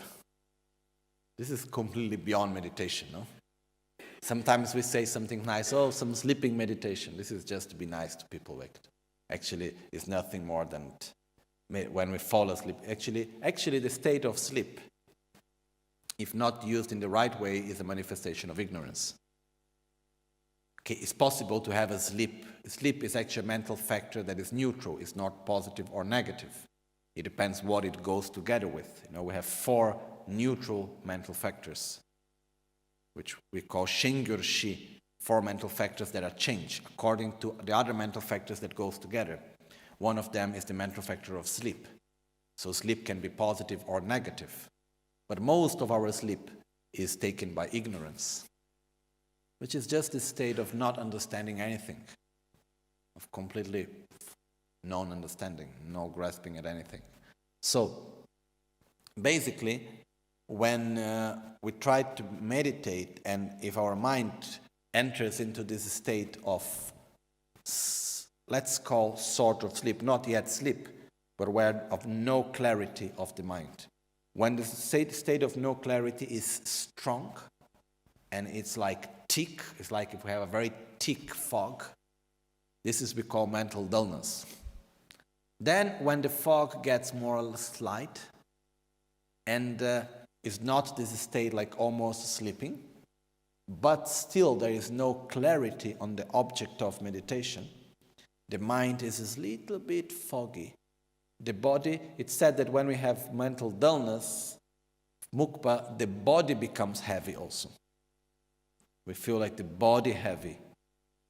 Instead, when we have only mental chingwa, which here is translated as mental laxity, there is not necessarily the sensation of heaviness in the body. So we may feel very like if we are meditating very well, but still there is no clarity of the object of meditation. It's like if there is a light fog between our mind and the object of meditation. And it's said that meditators can stay for years and years and years mistaking their own meditation with mental laxity. They think that mental laxity is a state of meditation, where actually it's not. So, the first level, which is here called mukpa, which is mental dullness, is where we feel the body becomes more heavy. And as I said, it can be even very pleasurable. Okay? And it's a state where there is no clarity at all of any of the objects of meditation. It's like if suddenly our mind gets in the middle of a very thick fog. This is one state, which is more gross. Then there is a more subtle state, which is chingwa. Chingwa, mental laxity, is the state in which the body doesn't have anymore that feeling of heaviness, but there is no real clarity of the object of meditation. It's like if it is, the object of meditation is there, but it's not clear. We have not lost the object of meditation. When we go to mukpa, most probably we have lost the object of meditation. We are just in total fog. It's like if there is a fog. When the fog gets very thick, we are not able to see anymore the road. When the fog starts to get clear, we can see the road, but not so clear. So when we talk about mental laxity, the object of meditation is there, but it's not clear. When we talk about mental dullness, we even lose the object of meditation in a total state of like foggy mind. Okay? So it's clear difference between the two, right? So we just go to the text once again, and it says, let me just check here 1 second.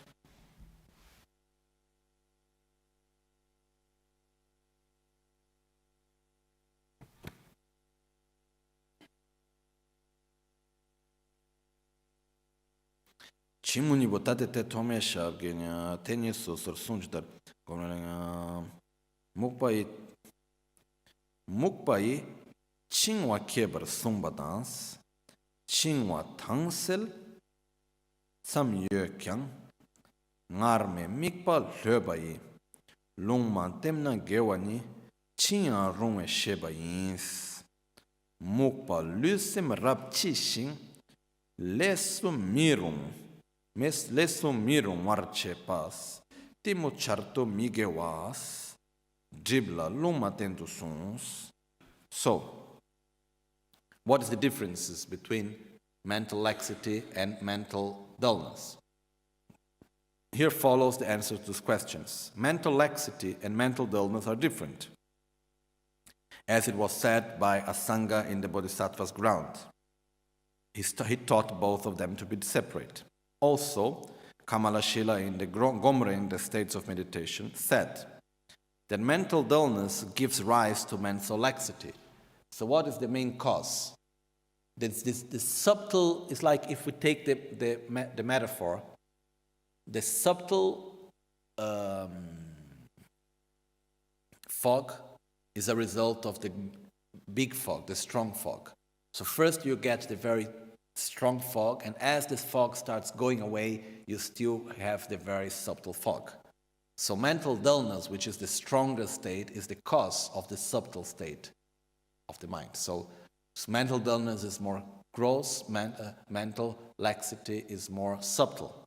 But the gross one is giving rise to the subtle one actually here. So first, when we take away the gross, we still remain the subtle. Okay?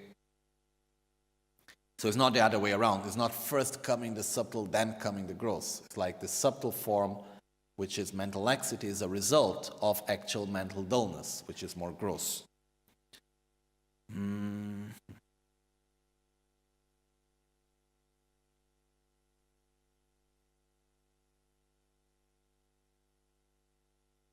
Okay, here there is, I think, something not very clear in the translation, which it says,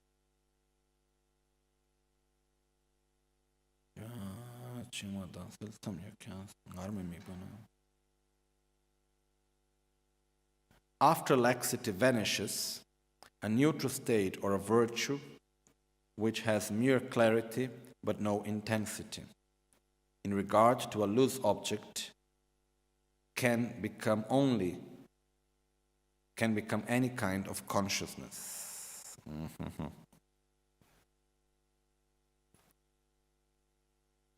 Chingwa kebar sumadam. Chingwa tangsel tsam yekyang ngarme mikpal höbayi. Chingwa tangsel tsam yekyang. Chingwa is a mere state of clarity. It's a virtue which has a mere clarity. Chingwa has mere clarity, which means there is, when we talk about laxity, there is some clarity of the object of meditation, but it's a mere clarity, it's a small state of clarity. Chingsa tangsel tsam yekyang ngarme mikpal höbayins, but it has lost but it has no intensity in regard to the object of meditation which it has lost. It has lost the intensity on the object of meditation. So it's like, first you have something very clear, and suddenly you start get a little foggy. It's not as clear as before.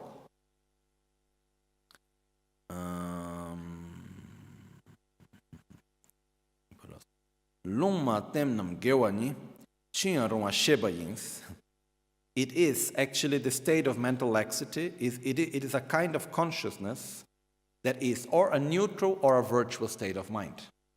Okay? So when it says here, after laxity vanishes, a neutral state or a virtue which has mere clarity but no intensity in regard to a loose objects can become any kind of consciousness. It's not really the right way of saying. It would be something like more clear. It would be like that.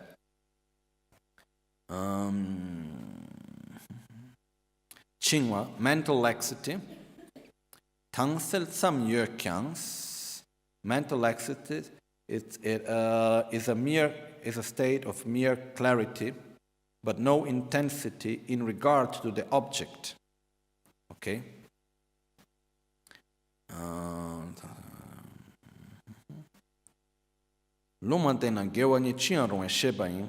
It is a state of conscious. It is a kind of consciousness that can be a neutral or virtue. It can be a neutral or a virtual state of consciousness. Okay? Which means it's not a negative state of mind. It's or neutral or virtuous. Why? Because it regards the object of meditation. When we have normally positive object of meditation, the mind of mental laxity, it's connected to the object of meditation, but there is no clarity. It's a little bit foggy, okay? So if we have a positive object of meditation, it is a positive mind. If we have a neutral state of mind, it is a neutral state of mind also. But normally, mental laxity is not a negative state of mind, okay? Instead, mental dullness renders both body and mind very heavy. It makes them unserviceable. With mental dullness, the body becomes heavy, the mind becomes heavy, and is not able to go to the direction that we want. The mind is not following the instructions. The body is not following the instructions. It is included in ignorance. It is non-virtuous. So the difference is that mental laxity, it is or neutral or virtuous state of mind. While mental dullness, it is a part of ignorance and it is a negative state of mind. It's a non-virtual state of mind. And is thought to be an obscured and unspecified phenomena. Dribla lungma tentusons. Dribla lungma tentusons. This is a little bit more difficult. Now, dribla. When we say here, driblumaten, it's an obstruct, which means it creates obstructions to the mind. And lungtumatemba is something that is not said to be good or not said to be bad. When we say here, an unspecified phenomenon. But basically, the main point here for us to take is the fact that mental dullness, it is what we most of all we know very well, is when we sit down to meditate and the body starts to feel heavy, the mind starts to feel heavy. It is somehow pleasurable because there is no mental agitation going on. So we may feel like relaxing. Very often people come in and say, oh, when it starts meditation, I'll fall asleep. Because finally you are relaxing from the mental agitation. But the problem is that instead of meditating, you enter into the state of mental dullness, which means it's a state of the very foggy state of mind in which there is no agitation, which is good, but at the same time there is no clear object of meditation. So, this is the first level of mental dullness, which is a form of ignorance, and is when the body and the mind both are very heavy. Then when we were able to overcome this state, or not enter into it, there is a moment in which the mind becomes, there is the object of meditation there, but it's not really clear. It's a little bit like far away, it's not so near, it's not so clear, and this is the state of mental laxity. The danger of mental laxity is that it creates distance between us and the object of meditation. We are not really familiarizing ourselves clearly with what we need to meditate on.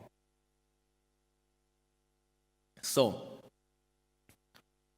this is mainly the two differences between the two. Why it is so important to make this question? Because it is said that for a very long time, many meditators, they thought that mental dullness was actual mental laxity. Okay?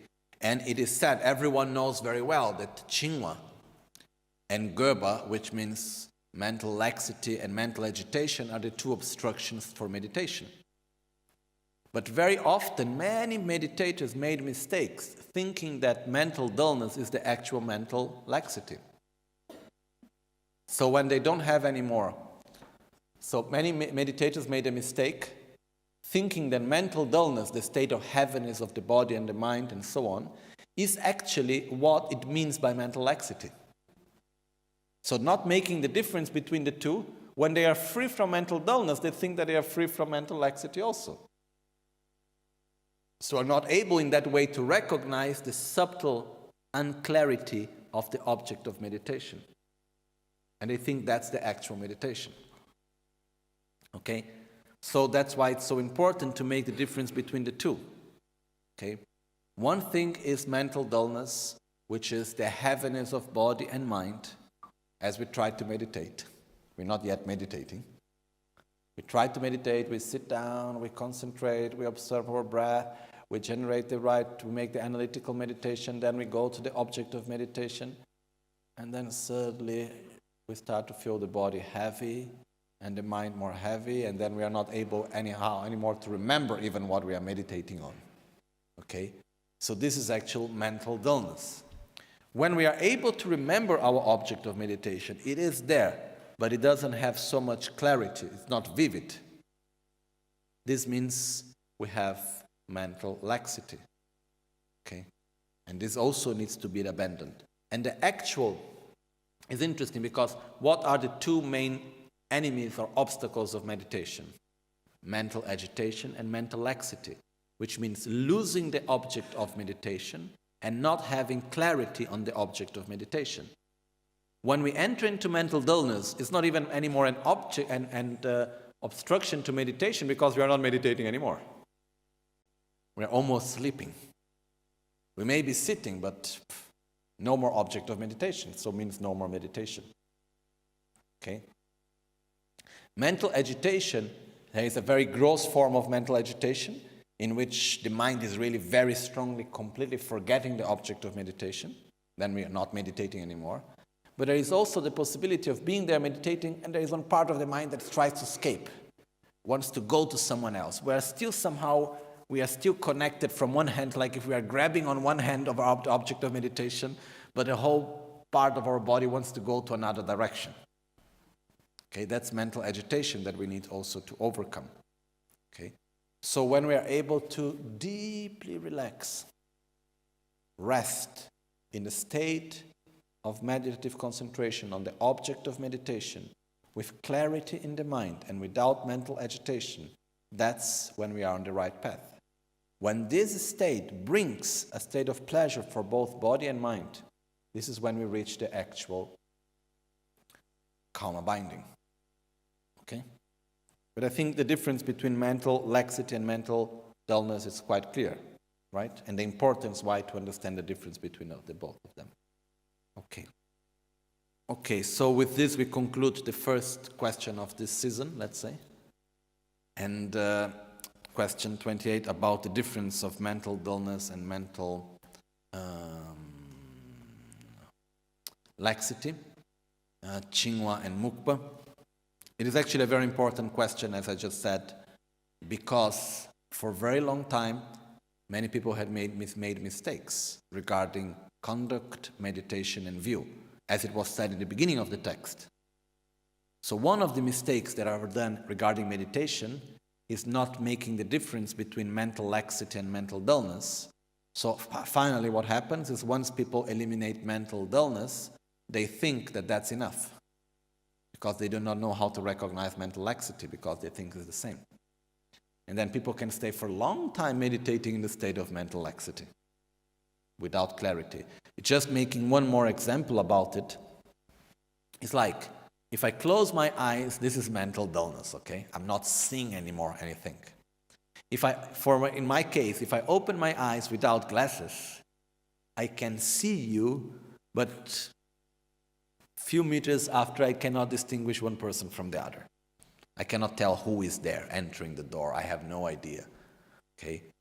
And so what happens is that this is mental laxity. The object is there, but there is no clarity. It's not vivid enough. So we need to have our glasses on, at least me.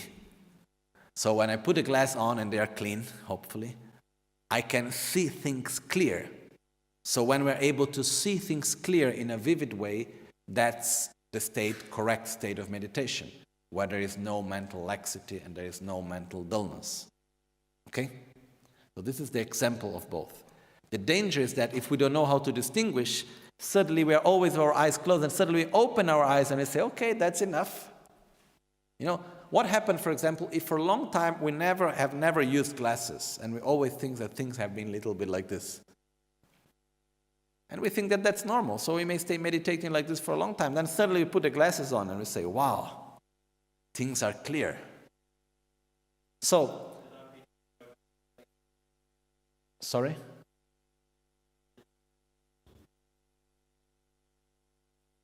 Yeah, the state of mental laxity is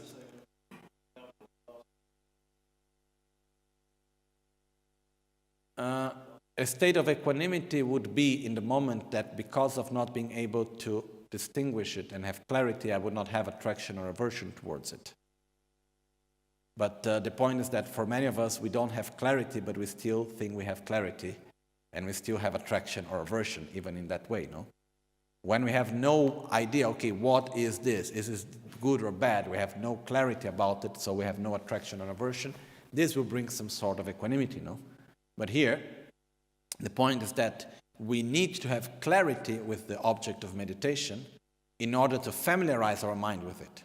Otherwise, we are not really able to familiarize our mind with it because it's always unclear. So it takes like much, much longer time, and I think even it's not really possible really to familiarize our mind deeply with it. Okay? So This is the first question and answer regarding the part of meditation and after the part of view. As we will move along with the questions, they get deeper and more difficult. But I'm really happy to go through difficult subjects also. I think it's important. Because if we never start, we will never do it. And just as Panchen Losang Gyaltsen, in the beginning of his answers, he said, I will give the answers in accordance to my own ability. No? Precisely, he said, I answer whatever my intelligence can bear. So, from my side, I would say, I will try to explain. I will explain the questions and the answers in accordance with what my knowledge, my intelligence, and my experience can bear, with the best of my intentions for the benefit of all of us. Okay? So I'm very happy that we have this opportunity. And so for today, we stop here. And then from tomorrow on, we will continue with the next questions. Okay? Gyaltsen Lama kotse rapten chi namkar tinle chochur gepa dang Losang tempe drome sasumgi drove munsel tato ne gyurchi Nimo dele tsendele nime kuyan dele kshin Nientsen takto delekpe Koncho sumge jinge lom Koncho sumge ngodrup tso Koncho sumge trashi shon. At dawn or dusk, at night or midday, may the three jewels grant us their blessings. May they help us to achieve all realizations and sprinkle the path of our lives with various signs of auspiciousness. Omahung temba lame sangye rinpoche, kyoba lame tamcho rinpoche, remba lame gendu rinpoche, kyamne kuncho sumla choba bu, locho sambo pagyo trashipa, tuche tembe tinleya, pege drolo zambe zebrach, Panden lame shela choba kanshi dremba tsamge chinange parche kunsele shi trinlenam soze gyache shugde ringatse tensung kordan chela choba be kenam chuchin sowa tabe tu daoso kanto nebe sachuter nedan ubon tapso shiwadan chodan trashi pelwar zedu so